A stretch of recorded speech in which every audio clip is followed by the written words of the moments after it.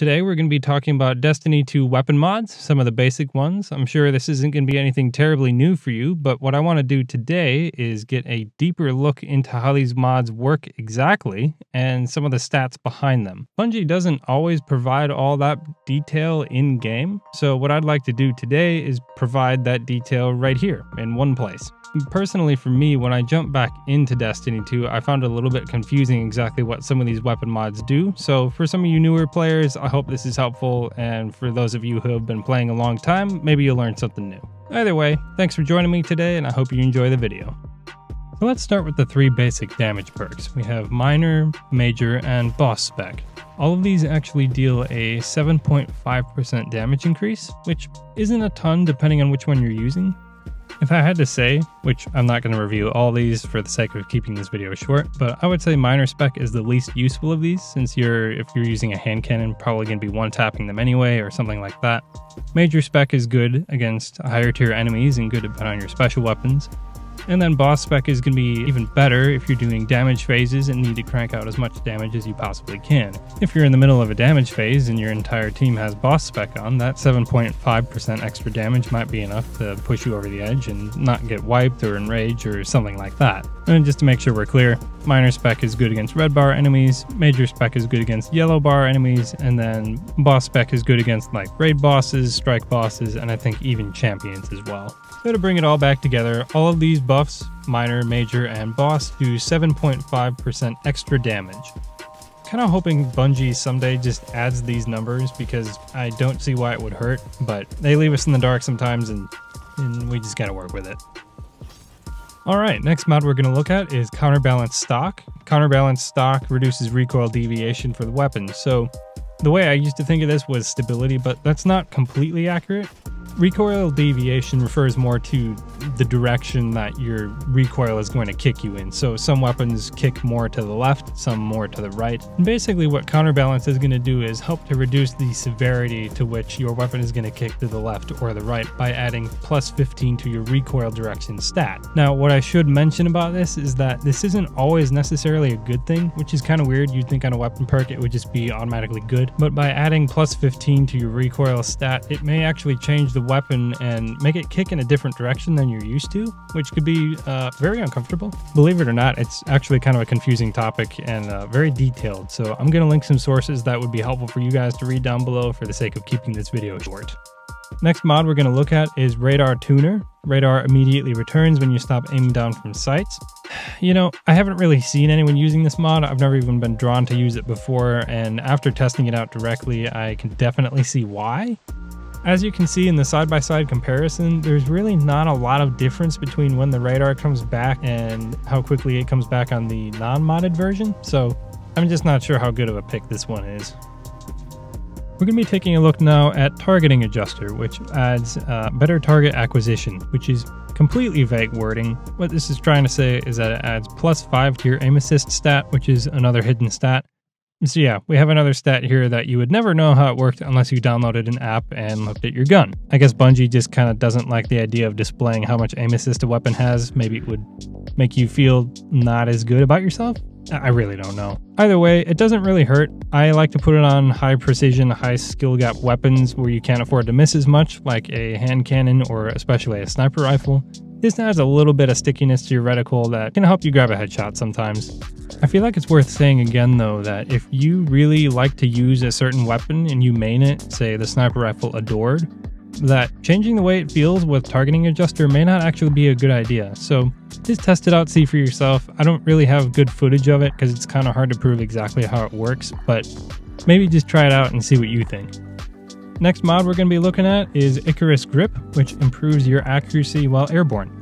Most of the time when you jump, your accuracy is going to tank on weapons, some more than others, scout rifles more than say hand cannons. This is a very popular Crucible pick, as landing your shots is just about more important than anything. A pretty straightforward perk, it does pretty well what it says. You can see in the footage below that it keeps the reticle much tighter when you jump in the air and it doesn't expand as quickly when you start firing, which is a pretty nice bonus if you're using like Top Tree Warlock, Solar, or any hunter really. It just takes some of that inconsistency out of being in the air. Freehand grip is another popular option in the Crucible. It increases accuracy and ready speed while firing from the hip. Accuracy can be a little bit difficult to test, but I did test the ready speed, and I'll let you take a look and see what you think side by side. I didn't see much of a difference.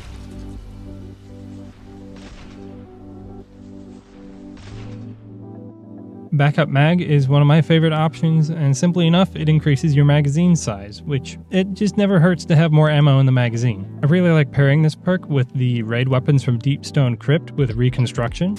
So the sniper rifle normally comes at 3.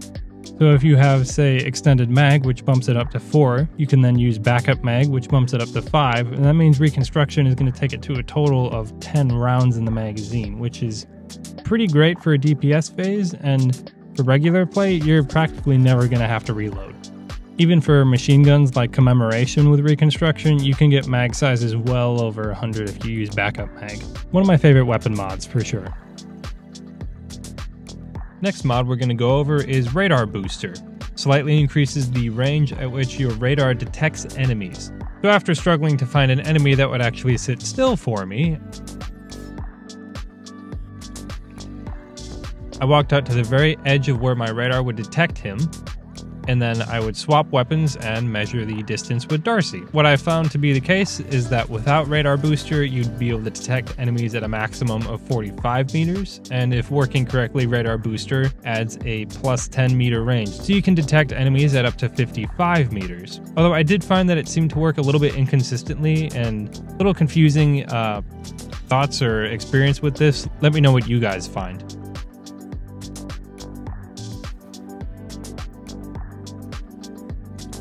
Dragonfly Spec increases the radius and damage of Dragonfly when you have a weapon with that perk. So when you get a headshot and your enemy explodes, the radius is a little bit bigger and the damage that the explosion does is a little bit greater. This one's a little bit difficult to test since we don't really have controlled environments like the Tribute Hall like we used to. So I grabbed a few headshots, got a little bit of gameplay that you could see, and maybe compare how it looks for yourself.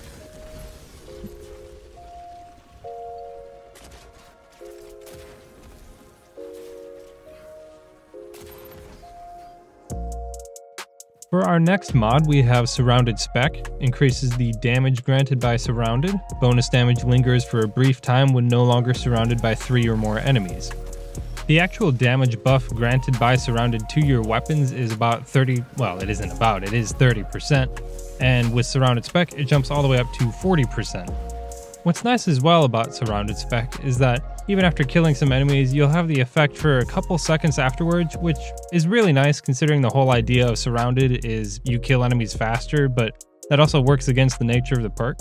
So being able to hang on to it for a couple extra seconds kind of makes sense, right? So you get a flat 30% without the buff and 40% with the buff. Also, it's worth noting some swords can roll with Surrounded. Swords only get a 25% and 35% buff from this. Quick Access Sling allows you to swap weapons much faster for a short duration after emptying the magazine. To be honest, I'm not such a huge fan of this one on like regular primaries, but I think it is an excellent choice on bows or special ammo grenade launchers, where you can just fire off a shot and switch extremely quickly. This would pair great if you wanted to do something like Truth Teller and then put Quick Access Sling on that and then use the last word. So you fire off Truth Teller and then you can finish off someone in the Crucible really quickly with the last word. That's a combination that I've tried that I've really enjoyed, especially if you can get a Truth Teller rolled with auto-loading holster and then quick draw as well. So putting it away after firing a round is extremely quickly, but it's also very quick to bring it back out. And by the time you have to bring it back out, it's already loaded again. To be fair though, that's an entire another build video I could do, and we'll just save that for later.